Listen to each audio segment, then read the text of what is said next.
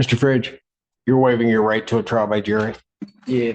And you understand you have an absolute and constitutional right to have the matter tried before a jury. Yes. All right. Right out of the gate, we're watching something huge happen here. Waiving a jury trial is no small decision.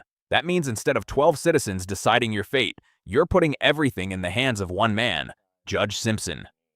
And that can be strategic or risky. Sometimes defense attorneys prefer a bench trial when the legal issues are technical and they believe a judge may be more analytical and less emotional than a jury. But it also means there's no second layer of persuasion, no playing to sympathy. And immediately after that, we pivot to bond. That's not coincidence. When someone waives a jury and then asks for bond reduction, it signals urgency. They want out. They want movement. Now here's the tension. This defendant has already missed court dates. 3 failures to appear. That is kryptonite in bond hearings. Judges look at one thing first. Will you show up? That's it. So the real question here is, if someone has already skipped multiple court dates, should a judge take another chance? Or is credibility already burned? And we're just getting started. Based upon the statement of counsel, the defendant court will consent to have the matter tried before it without a jury. Non-jury trial in this matter will be set for March 24, 2025, 9 a.m. Judge, thank you very much for that. I would also ask if the court would consider an oral bond motion, Judge. Briefly. Very briefly, Judge. Judge, my client's a good kid here. He acknowledges that he missed a court date. His car broke down. He's not a flight risk. He wants to deal with these issues.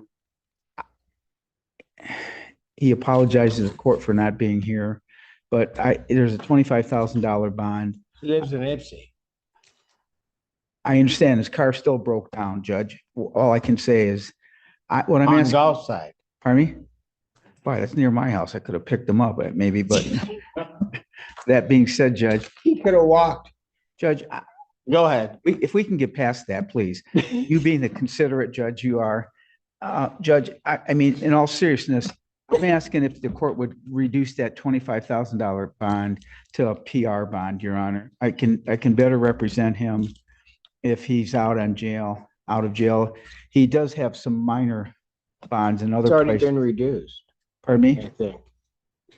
I was under the impression it was $25,000. I have 10,000 cash surety. And that was, he came in and was arraigned by Judge Barr. Okay, well, I wasn't aware of that. Judge, would you consider a 10% of that? Response from the people? Your Honor, I would just have concerns. According to my notes, there were 3 failure to appear in this file Yes. for different varying reasons, like didn't get the date, didn't know, things like that. So I would just have concerns that he would attend future court dates given his history of. If I can just briefly respond, Judge, he wants to resolve this. We have a bench trial now for March 24th. I'm asking again, he apologizes for not being here. He won't let it happen again. Would you at least give him a $10,000, 10%? Here's the problem, is that after his arraignment in October 21st, 2024, he got a court date. He didn't appear on that court date, had to issue a warrant. He then somehow or another got in, may have been a warrant recall. I then adjourned, once he came in, the proceeding from whatever date to December 15th, 2024. Adjourned to January 6th, 2025. January 6th, 2025 comes around, he bench warrants again. And this is where the pattern locks in. October arraignment, misses. December adjournment, misses. January bench warrant again. That's not an isolated mistake. That's a timeline. In bond hearings, judges often reconstruct behavior chronologically. They don't just look at the most recent excuse, they zoom out. And what we're seeing here is a judge walking the courtroom through the history step by step. Notice something important. The judge mentions warrant recalls and adjournments. That means the court already gave grace. More than once. From a legal standpoint, once a defendant is picked up on a warrant, not because they voluntarily came in, but because they were stopped, that damages credibility significantly. Courts see that as, you didn't fix it, you got caught. That distinction matters. And now the defense says he contacts them and tries to do warrant recalls. That helps slightly, but the judge is weighing actions over words. At this point, bond reduction feels unlikely. And when judges say, I have no reason to believe he's going to appear, That's a decisive statement. Should bond be about punishment? No. But should past behavior predict future reliability?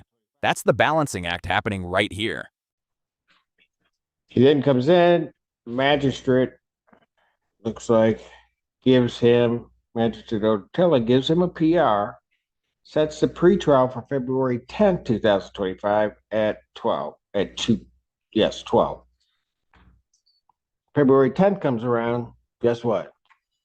Doesn't appear. That's the day he had the car problem, Judge. Okay. But he didn't, how did he come back into custody? Oh, I got stopped. I was You in got stopped, meaning, and all that means to me is he didn't come here, he didn't come down and try to take care of anything. He got stopped, they saw him, he gets arrested on the warrant, then he comes in and for whatever reason, Judge Barr reduced his bond to a $10,000 cash surety as opposed to $25,000, and that's where it sits right now. And so I have no reason to believe that he's going to appear. The Just for motion the, for bond reductions. just for the record, he does contact me and I tried to do the warrant recalls. But, okay, thank you, Judge. Bond will continue. Thank you.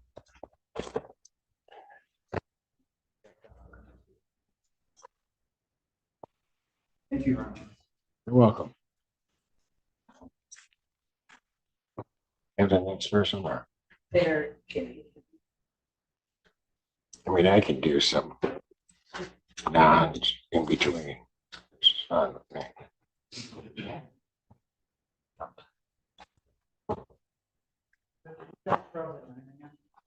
Yes, sir. Okay, thanks.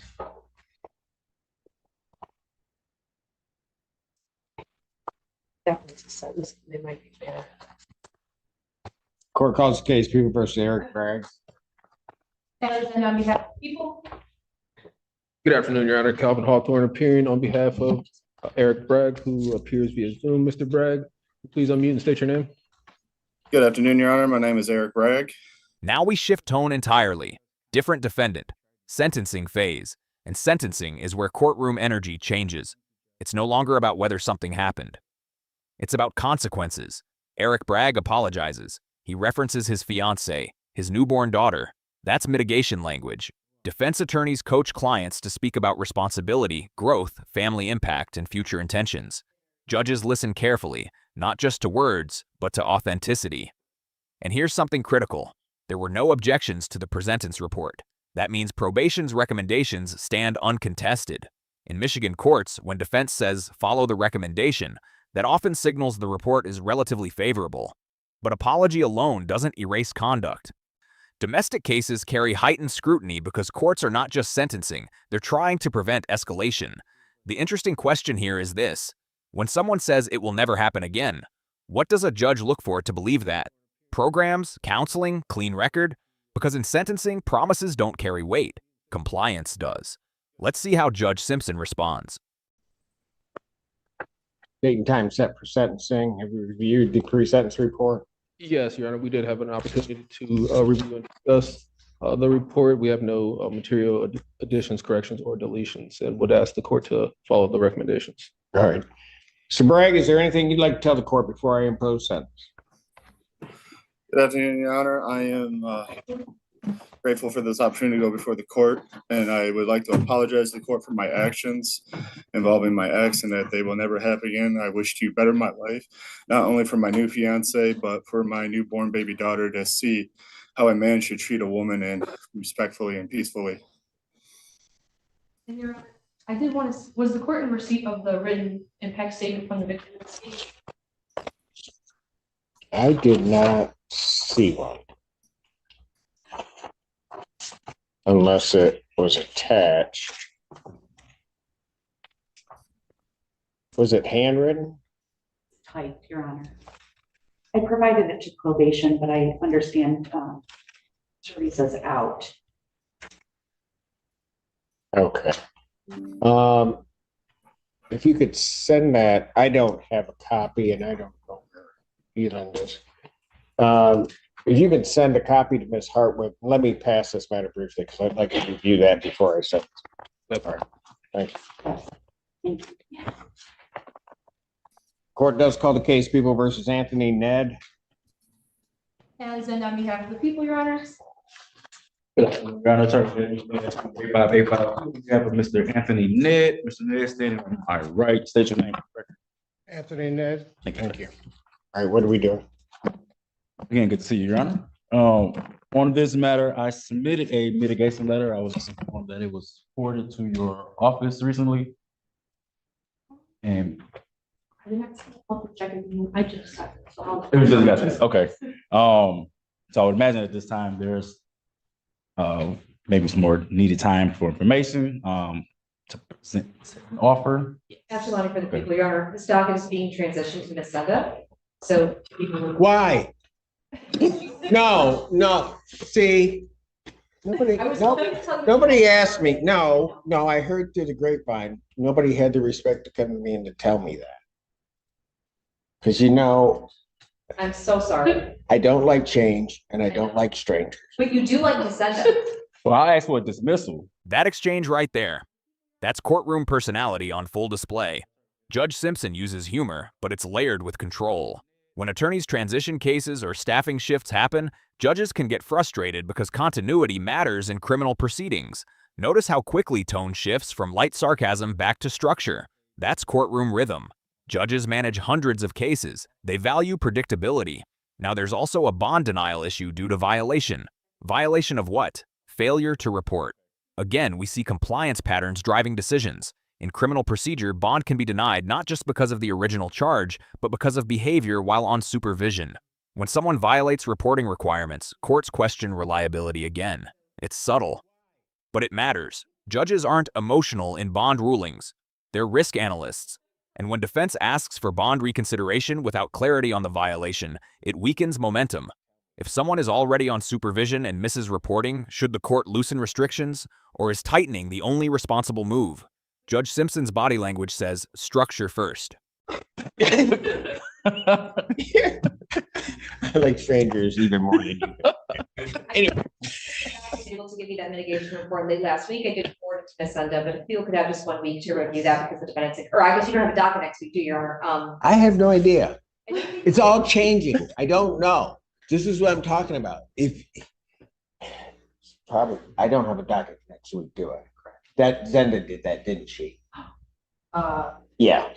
Okay, when's my next docket? March 17th, 2025, 1 p.m. Is anything else holding Mr. Ned? And that was my next question. I was informed that he has a bond denial, but I'm not exactly sure why. So I asked also for a personal conscience bond because I know he has matters at home to take care of rent, his car note, work. Well, but the bond denied on this case or on another case? I believe it's on this. This is the only case he has. I'm double checking. I think he has a parole. Oh, I thought, but maybe it's a different person. Your honor, I had a bond modification. in this case?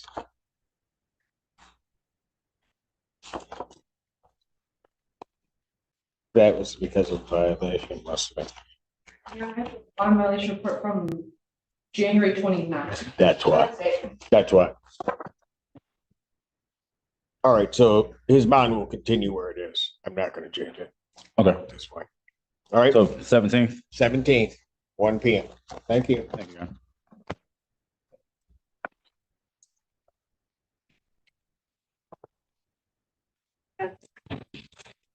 That's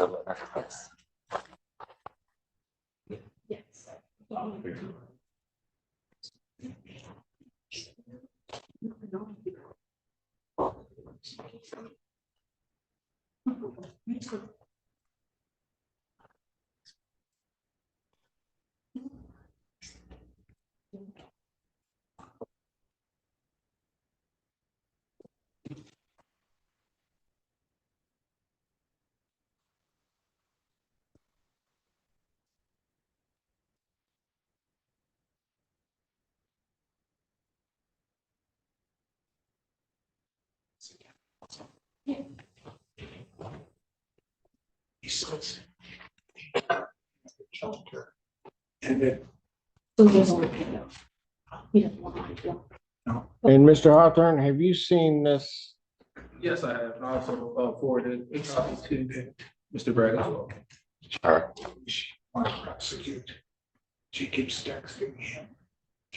They were out to dinner the night before. Court recalls the case of People versus Bragg. And on behalf of the people, Calvin Hawthorne on behalf of Mr. Bragg. Eric Bragg here, Your Honor. All right. Go ahead. I've now reviewed it, yes. We would ask the court to follow the recommendations. And even in light of that letter, and I've received some communication regarding this case from Ms. Polera. It's a sentence of the court. I'll place you on 12 months probation. You're to pay $555 fines and costs, $360 probation oversight fees. When can that be paid? He will have that paid today, Your Honor. That's to be paid today. Yes, I can. There's pay to be that. no use of alcohol. No use of alcohol, recreational marijuana, or any illegal substance. You'll be subject to random testing as requested by probation.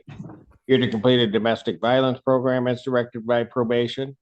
There's to be no contact with Celine Benham. No going to the residence or employment of that individual. No assaultive, threatening, or intimidating behavior. No possession of any weapons, firearms, ammunition, or anything fashioned to be a weapon. I'll schedule a review hearing May 5th, 2025 at 1 p.m. I'll order 180 days in jail that is suspended. Thank you. Thank you, Your Honor. Court calls case People versus Daquan Hardrick. and then on behalf of the people, Hey, you would need to do the waiver part. Yeah. Yes, Your Honor. You've already got- Assistant Public Defender Natalie Pay on behalf of the Public Defender's Office. Likewise, Your Honor, our office does not believe a conflict exists between this honorable court and our office, but if one were to therefore rise, one would therefore waive. All right. And the court, for its part, does not believe that a conflict exists either in the Michigan court rules or the cases decided thereunder. To the extent a conflict does exist, given the waivers, the court will consent to hear the matters. All right. Thank you, Your Honor. Assistant Public Defender Natalie Pate with it on behalf of Mr. Hardrick, who stands to my right. Please state your name for the record, sir. Daquan Hardrick. All right. Thank you, Your Honor. I have discussed this matter with my client, and at this time, we wish to set the case for final settlement conference. Jury final settlement conference will be set for April 11th. April 11th, 2025, 9 a.m. Jury selection, if necessary, will be April 14th. April 14th, 2025, 8:30. Both of those proceedings are in person. Yes. it's my understanding that the victim in this case is here and would like to ask the court for a contact the defendant. All right. And do the people have a position? Your Honor, I'll leave it at the discretion of the court. All right. He needs to step back.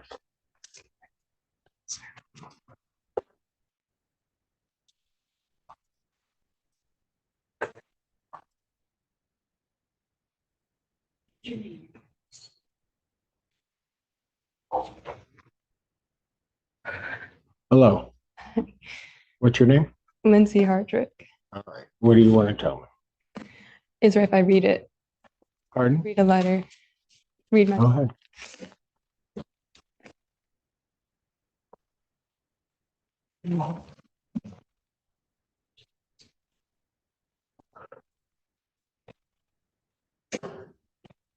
we all make mistakes. It's what we do next that counts. I'm asking the court to remove the no contact order between my husband and I, as I'm not able to process the necessary steps alone to move forward, whether it be divorce or if we're able to come to a resolve through therapy and other resources. This is one of the most emotionally charged moments in the docket. A spouse asking for no contact removal, pregnant, expressing vulnerability, trauma, accountability, love. But here's the complexity. Domestic cases often involve reconciliation attempts. Judges must separate emotion from risk. Legally, no contact orders are not about punishing the defendant. They are about protecting the complainant, even sometimes from their own emotional impulses in high-stress dynamics. Notice how she says, "I hold that quant myself accountable." That language can signal mutual conflict. but courts focus on who was charged and what occurred. Judge Simpson asks about residence restrictions. Smart. Because allowing contact doesn't automatically mean cohabitation. Defense clarifies bondhold exists due to parole. That means even if contact is allowed, almost physical proximity might not change. Here's the turning point. The judge deletes the no contact but replaces it with no non-consensual contact. That's nuanced. It shifts power back to her, but sets a boundary. Do you think that balance works? Or does removing no contact too early create risk? These decisions can change lives. And also there's an important health matter that I need to discuss with the client that I feel should come from me and no one else. Our marriage is not toxic. There's just a lot of unresolved trauma that both of us are dealing with that we weren't aware of until we came to certain situations that trigger the trauma that had been lying dormant. And now that I've been able to come into realization, processing everything that has transpired, I have a better understanding of what needs to be done. I just don't know if I'm to move forward with certain decisions if I'm not able to communicate with my husband, as I don't know where his decisions lie. The last 22 days have been the hardest days of my life. And not being able to have or talk to the person I need the most has made it even more difficult. I understand the severity of a situation that happened, and I hold that client and myself accountable for the actions that were taken. However, I do not hold them against my husband in the matter that he cannot change. I know he has the willpower. He just has to give the will to achieve the power. Allowing us to have contact will not cause harm or threaten my safety. As long as my husband is willing to communicate, I am.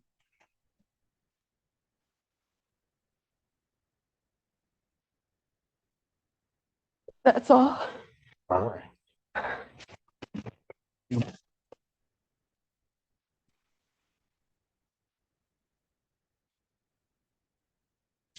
Ms. Pate, where would, I don't want to put the address out there, but if I were to allow contact, but not allow this individual to reside at that address, So, Your Honor, to be candid, I believe the contact that would be able to probably happen at this time would take place via the phone. So Mr. Hardrick has a MDOC hold with his bond denied. I did speak to his parole officer directly this morning. In short, the hold will be staying until this case is resolved one way or the other. So I would leave it at the court's discretion, but I do believe my client would like to be able to have phone contact with the complaining witness while the case is.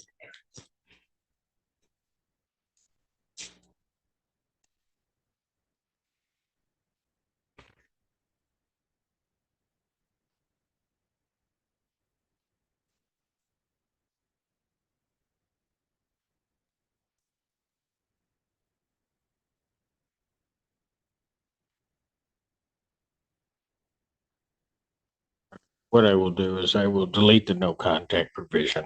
I will allow no non-consensual contact. Young man, what that means is that if she doesn't want to talk to you, This is a very calculated judicial move. Judge Simpson is not simply lifting the no contact order, he's modifying it with precision. No non-consensual contact creates a conditional boundary. It allows communication only if the alleged victim welcomes it. The moment she withdraws consent, continued contact becomes a violation. That distinction matters legally. It protects autonomy while maintaining enforceable limits. In domestic cases, courts are cautious because reconciliation attempts can sometimes occur before emotional or behavioral issues are fully addressed. Notice the tone shift. The judge speaks directly to the defendant. If she says no, that's it. That is not a suggestion. That's a warning tied to probation compliance. From a risk management standpoint, this is balanced. It doesn't isolate the parties completely, but it doesn't remove accountability either. Do you think conditional contact orders actually reduce harm? Or do they sometimes create gray areas that can quickly spiral into new violations? Because one phone call too many can reset everything. then you can't just keep calling her. If she makes it clear to you she doesn't want to have contact, that's it. Understood? All right. Thank you, ma'am.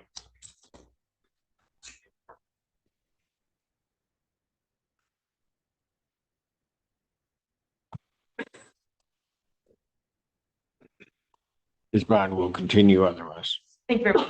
Thank you. Court does call the case People versus Jeremiah Driscoll. Alexander on behalf of the people. Public Defender Natalie Tate with it on behalf of Mr. Driscoll, who should be present via Zoom. Sir, can you please unmute and state your name for the court?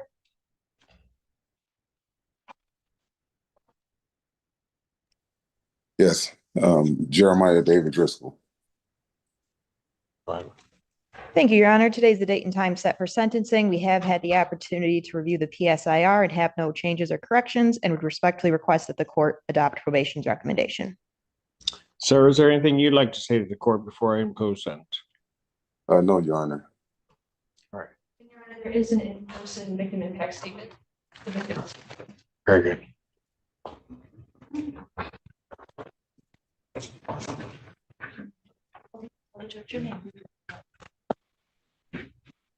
Hello, Judge. My name is Kanisha Pruitt.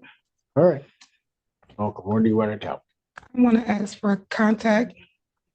This has been the longest process ever. We're expecting a child very shortly. We're having a boy, and I need his support. I miss him. We need him. I need him. I need him to be around. I know he understands what he done was wrong. I'm pretty sure he won't do it again. Emotionally, this moment is powerful. She's describing pregnancy complications, long work hours, and lack of family support. It humanizes the case immediately. But here's where judicial restraint becomes critical. Judge Simpson reminds everyone, this isn't his first rodeo. That line reframes the conversation from sympathy to pattern recognition. Prior domestic offenses heavily influence court decisions. Recidivism risk increases judicial caution. In sentencing and supervision, courts prioritize long-term safety over short-term emotional relief. The judge acknowledges her hardship, but he signals that progress must come first. Legally, contact modifications after repeated domestic incidents require demonstrated rehabilitation.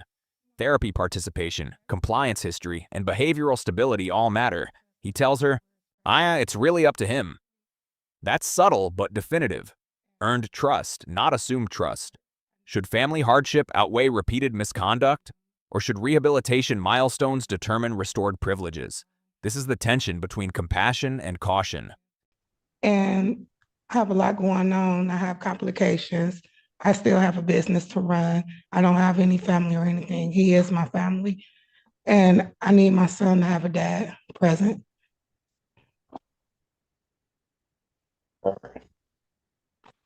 Typically, just so that you know, I am reluctant to change something from the recommendation until I could see how he does after the first review. All right. Okay. And part of that is because, just putting it up in a colloquial way, this isn't his first rodeo. So he's been through this process before, and what I want to make sure is that he's going to get something out of that process before I'm going to sanction any contact. Okay. I'm not gonna, I don't have any parents or anything. Sometimes I have to work, 90 hours a week. I had my mom the first time when I did have my first child 17 years ago. I have to get a C-section. I have to go back to work a month later. I'm not even given a full 6 weeks. Ma'am, I get and I understand all of that. However, I also have to be aware of what transpired in this case, and that,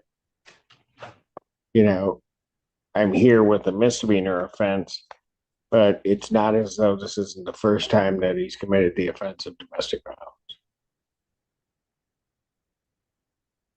So, all right.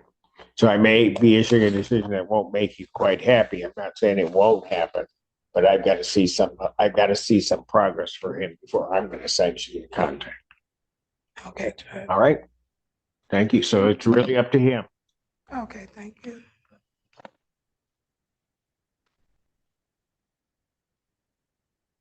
Anything anybody like to? Hey. You or your client want to say before I impose that? Nothing further from me, Your Honor. Sir, anything you want to tell me before I impose sentence? Your Honor, I know you said this is not my first rodeo, but like I was a child, I was a young adult when I got in trouble. my first, the first offense. I'm 45 years old now. I'm a grown man, and I'm not like making the same mistakes over and over. You know, like I'm headed in a more positive direction in my life. This is mitigation language. The defendant attempts to separate past behavior from present identity. Age-based reform arguments are common in sentencing. The idea is maturity equals stability. But courts don't rely on age alone. They rely on behavioral proof. Judge Simpson previously referenced pattern history, so verbal assurances must be weighed against documented conduct. In domestic cases especially, judges assess whether programming participation and therapy demonstrate genuine change. Statements about personal growth are considered, but they must align with measurable compliance. This is a pivotal sentencing moment. The defendant is essentially asking the court to believe that he is no longer the person reflected in prior charges. The judge must now decide whether supervision should be light, moderate, or extended. When someone says, "I'm not making the same mistakes anymore," what evidence should courts require to support that claim? Because sentencing is about future prevention, not just past punishment. You know, I've been doing quite well for myself these last, few years. So, I just want to, say that.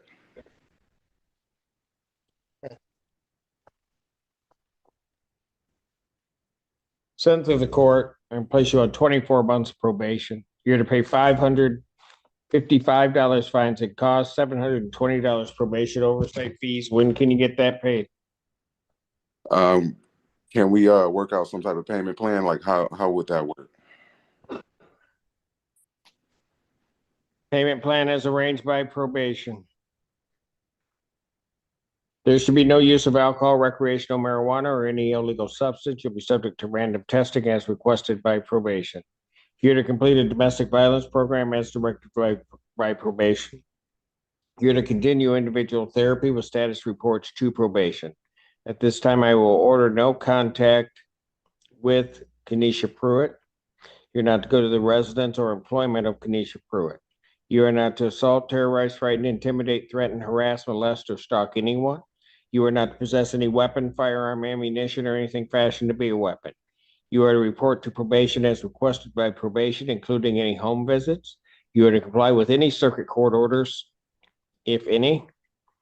I'll set a review hearing that's to be held May 5th, 2025 at 1 p.m. I will order 365 days of jail. Credit 17. The balance is suspended. Thank you. 2 full years of probation supervision. That's significant.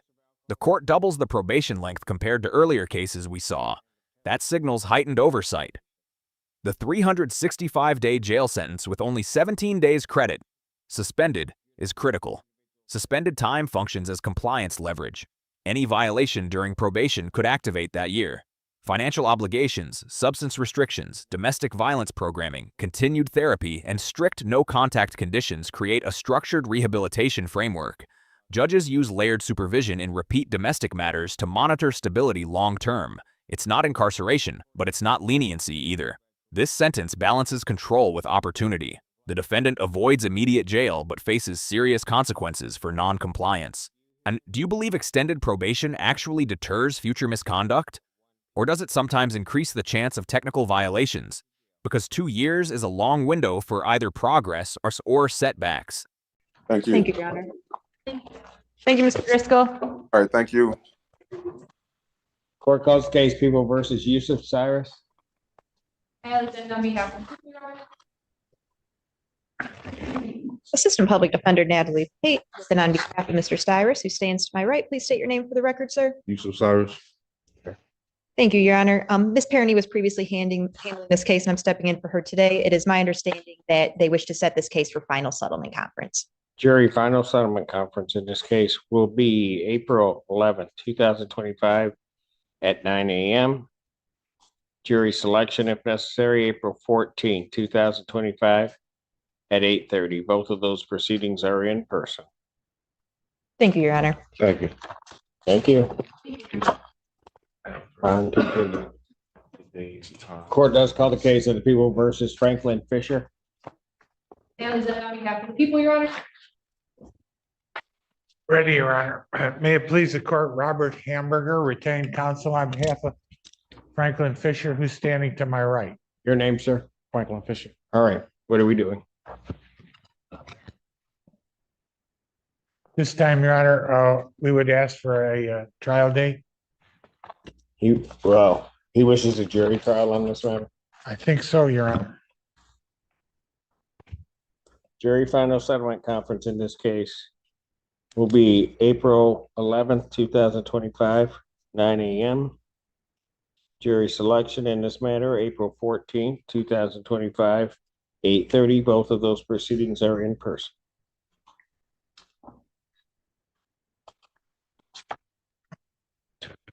What?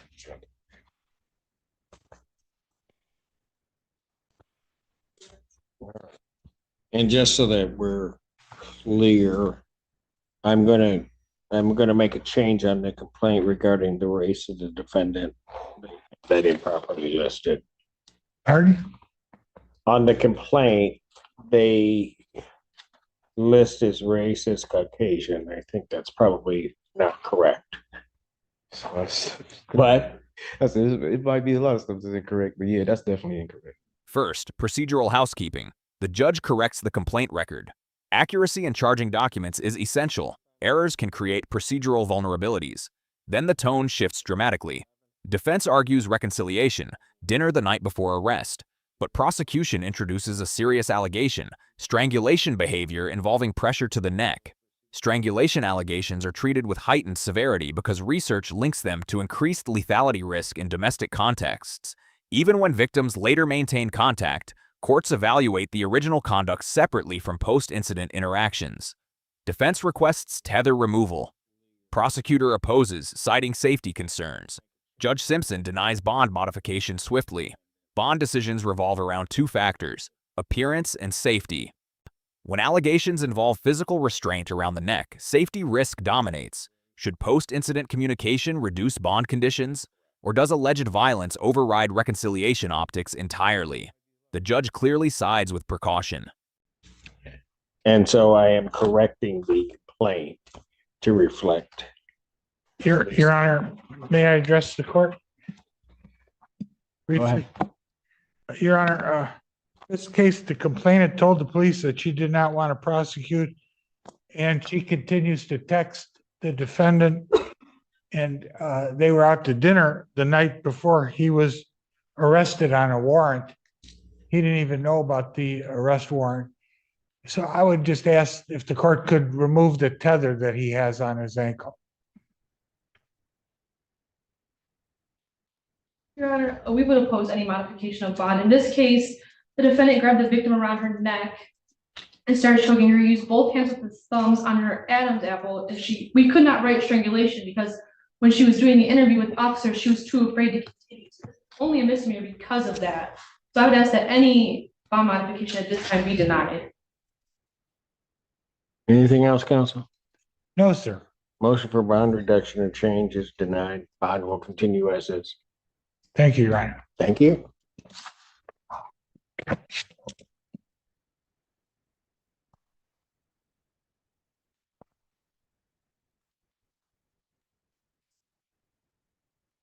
Court does call the case of People versus Deanna Gray. Alexander on behalf of the people, Your Honor. Assistant Public Defender Natalie Pate with it on behalf of Ms. Gray, who is present via Zoom. Ma'am, please unmute and state your name for the court. Deanna Gray. Thank you, Your Honor. There was an offer extended by the people of plead as charged under 4A, which I did discuss with my client. At this time, she does wish to set the case for final settlement conference. Jury final settlement conference, April 11th, 2025, 9 a.m. Jury selection, April 14th, 2025, 8:30. Both of those proceedings are in person. Bond will continue. Thank you, Your Honor. Thank you, Ms. Gray. You're all set for today. Thank you. Court does call the case of the People versus Shelley Hayek. Absolutely, for people.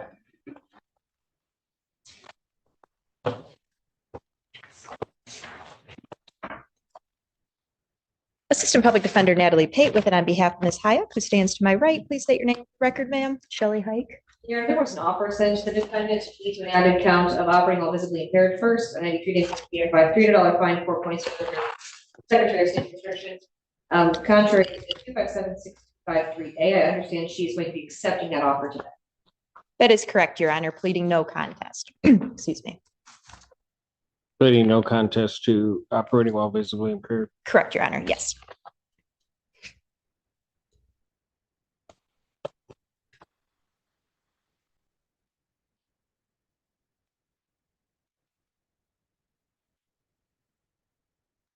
Has she signed any advice where it's for? I do not believe so yet.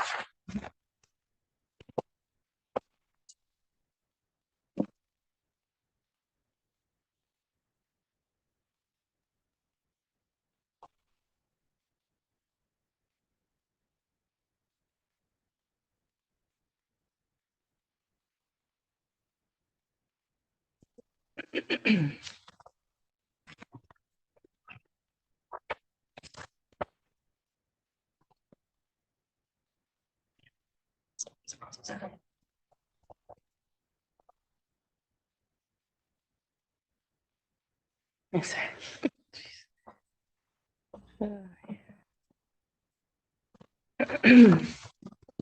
Thank you.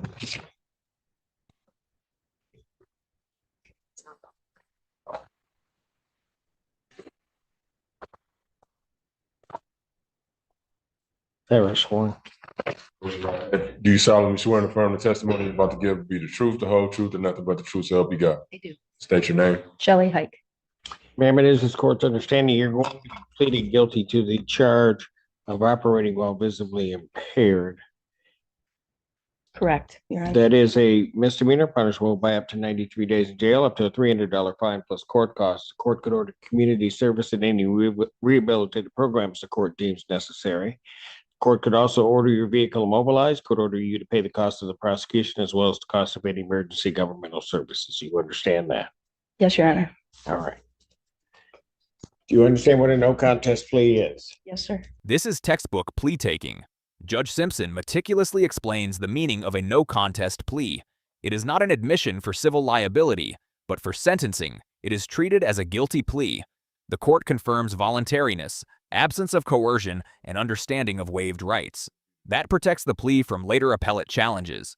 Operating while visibly impaired is a misdemeanor punishable by up to 93 days in jail, fines, possible vehicle immobilization, and license consequences. Often the financial and insurance impact lasts longer than the court supervision itself. The judge reviews the state police report to establish factual basis. That ensures the plea is grounded in evidence. Many defendants focus on avoiding jail, but underestimate long-term effects like license points and employment implications. Do you think most people fully understand the ripple effects of misdemeanor pleas? Because what feels minor in court can carry major life consequences. All right, two things about a no contest plea. I have to make sure that you understand. The first thing is it means that you're not further desirous or wanting to contest this charge. You understand that? Yes, sir. Second thing you need to understand is that for purposes of sentencing, the court will treat you the same as though you had pled guilty. You understand that? Yes, Your Honor. Basis for the no contest plea? Potential civil liability, Your Honor. And to that charge, how do you plead, ma'am? No contest. Now, you understand that by pleading no contest, you'll not have a trial of any kind. Correct. Yes, You signed an advice of rights form today, is that correct? yes, sir. Any questions regarding any of those rights? No, sir. Please look at paragraph 5 on that form. Those are your rights which are part of a trial. You understand by pleading no contest, you're giving up those rights as well as all the rights on that form. Yes, Your Honor. You understand you're giving up your right to appeal of right. Yes, sir. Are you on probation or parole? No, sir. Has anybody promised you anything other than what's been stated here today to get you to plead? No. Anybody threaten you or coerce you? No, sir. You're doing this voluntarily Yes. and of your own free will. Yes. Court has been provided and has reviewed Michigan Department of State Police report for their case number 685224. Any objection to the court having reviewed that report? No, Your Honor. No, Your Honor. Based upon a review of that report, the court does find that there's a sufficient factual basis in which the court could determine the defendant's guilt of this offense. Counsel, have I complied with the court rule? Be more satisfied. Yes, Your Honor. Court will accept the defendant's plea of guilty or of no contest to count 2. Count 1 is dismissed. Defendant is referred to Von Swartz for an alcohol screening and assessment and the victim's impact panel. Sentencing in this matter will be. I'm not sure if this is supposed to be on. It was set for a special time, Yes, that's exactly right. Your but I can go back to the regular. Honor. Okay, so it'll be April 9th at 9 a.m. Sentencing in this matter will be April 9th, 2025, 9 a.m. Bond with its conditions will continue. Thank you, Your Honor. Thank you. Court calls case People versus Andrew McDonald. And then on behalf of the people, Your Honor. Assistant Public Defender Natalie Pate with and on behalf of Mr. McDonald, who should be present via Zoom. Mr. McDonald, Yes, Andrew McDonald. thank you. What are we doing? Thank you, Your Honor. Ms. Perny has discussed this case with Mr. McDonald, and at this time, he wishes to set it for final settlement conference. Has he been arraigned on this? You show it as a pretrial. I have it as a pretrial, but I don't know. He has been. Jury final settlement conference. April 11th,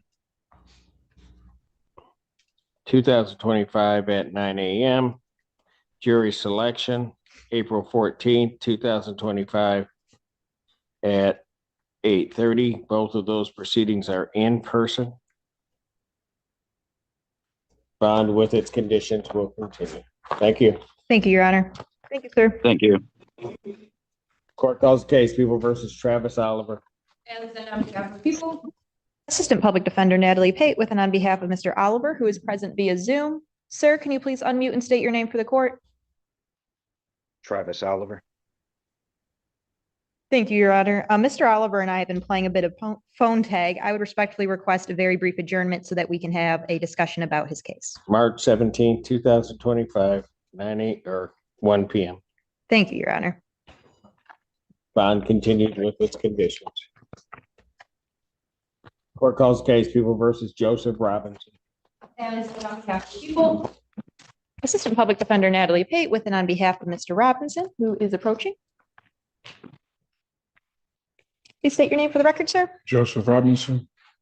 Thank you, Your Honor. Mr. Robertson and I were first able to connect this morning. I would respectfully request a brief adjournment so that we can go over discovery together. That objection, March 17th, 2025, 1 p.m. Bond continued. Thank you, Your Honor.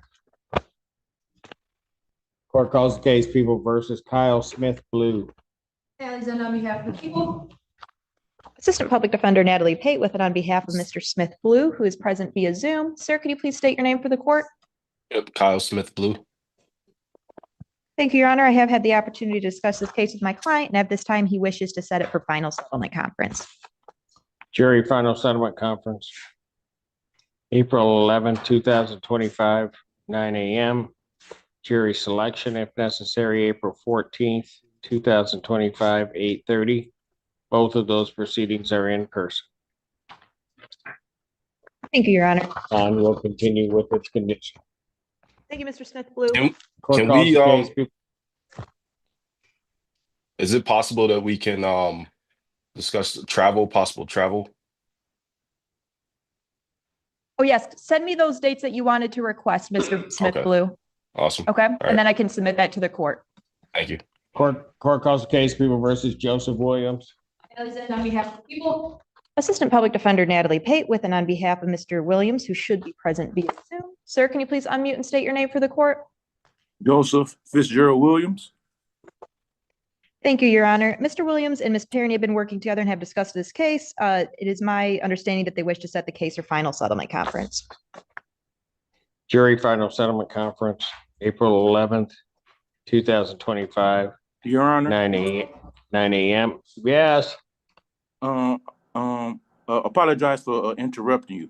I don't have any transportation to make it to Ann Arbor at all.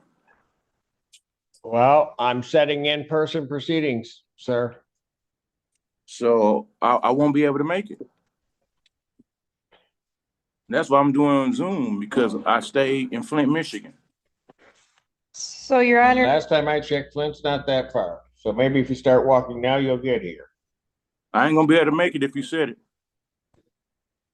I don't have Well, transportation. then, don't have okay, transportation. you're gonna do what you're gonna do, and then if you're not here, I'm gonna do what I gotta do. That's the way it works. Well, I'm telling you that I won't be able to make it And because I I'm don't have telling you, transportation. if I you're don't not stay in here, Ann there will Arbor. I be a stay in bench. Flint, Michigan. I'm telling you, if you're not here, there will be a bench warrant. You've got plenty of time between now and the date that I'm setting to arrange some time to get here. This exchange highlights judicial firmness. The defendant cites lack of transportation from Flint. Judge Simpson emphasizes responsibility. Weeks remain before the hearing. The expectation is proactive planning. In-person proceedings are required for jury matters. Courts rely on physical presence for procedural integrity. While remote hearings expanded during pandemic periods, many jurisdictions returned to in-person requirements for trial stages. When the judge says a bench warrant will issue if he fails to appear, that is procedural consequence, not emotional reaction. Bench warrants escalate cases quickly. Arrest risk, potential bond increase, loss of credibility. Judges often weigh hardship against responsibility. Transportation challenges are real, but courts expect defendants to arrange solutions within available time. Should courts be more flexible with virtual attendance, or does maintaining in-person accountability reinforce seriousness? In this courtroom, compliance expectations are clear. Your Honor, would you entertain a possible adjournment of the pretrial so that either Ms. Perny or I could have another discussion with Mr. Williams? I think you can have a discussion between April 11th and now. Understood. Thank you, Your Honor. Maybe buy him a car. April 11th, 2025, 9 a.m. Jury selection, April 14th. Mr. Williams, don't argue with the judge. 2025, 8:30. Both of those proceedings are in person. Thank you. Thank you, Your Honor. Yeah, okay. Yeah, all right. Got him. Thank you.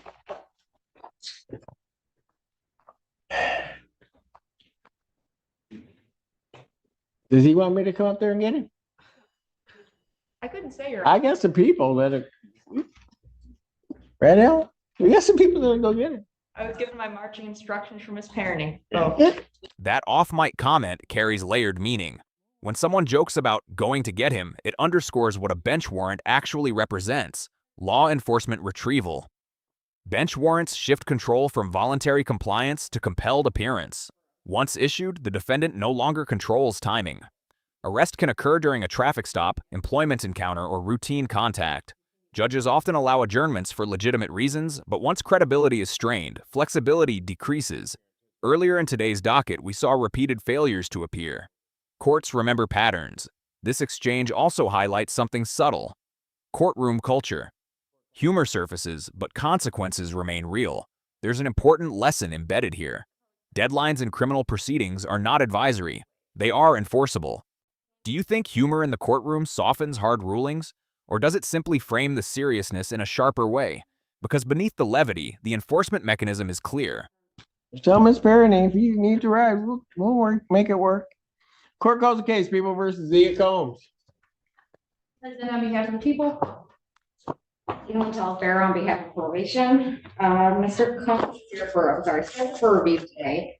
Paid in full, DB program completed, reporting as directed. We are asking to continue all terms as ordered and schedule next review hearing for June 2nd, 2025. And his appearance has been waived. Hearing no objection, so ordered.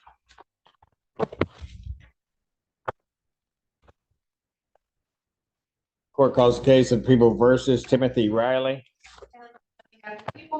Assistant Public Defender on behalf of Mr. Riley, whose appearance has been waived. Tell Farrah on behalf of probation, Mr. Riley. Programming paid in full and reporting as directed.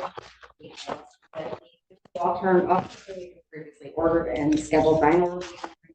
7th. No objection. So ordered. Court does call the case of People versus Benjamin Simon. And on behalf of the people. Public Defender on behalf of Mr. Simon, whose appearance has been waived. Tell Farrah on behalf of probation, Mr. Simon has paid in full. The program completed, all the programming completed and reporting is directed. Our recommendation today is to discharge from probation with improvement and close case. No objection. Defendant is discharged from probation with improvement. Case is closed. Today's docket displayed the full spectrum of courtroom decision-making under Judge Simpson. We saw a defendant waive a constitutional right to jury trial and immediately face bond scrutiny due to repeated failures to appear. We watched domestic cases where emotional appeals collided with recidivism history. We observed probation structures layered with suspended jail time designed to incentivize compliance. We saw bond denied in a case involving alleged strangulation despite reconciliation claims. We witnessed the mechanics of no contest pleas, structured impaired driving consequences, and multiple jury dates firmly set with in-person requirements enforced. The consistent theme throughout: accountability tied to documented behavior. Judge Simpson demonstrated flexibility where progress existed and firmness where patterns raised concern. Conditional contact orders were modified cautiously. Repeat domestic concerns triggered extended supervision. Transportation excuses met procedural expectation. Successful probation completion resulted in discharge with improvement. This is how lower courts function daily, balancing safety, rehabilitation, efficiency, and enforcement. If you found this case as compelling as we did, make sure to hit that like button, share your thoughts in the comments, and don't forget to subscribe for more jaw-dropping courtroom breakdowns.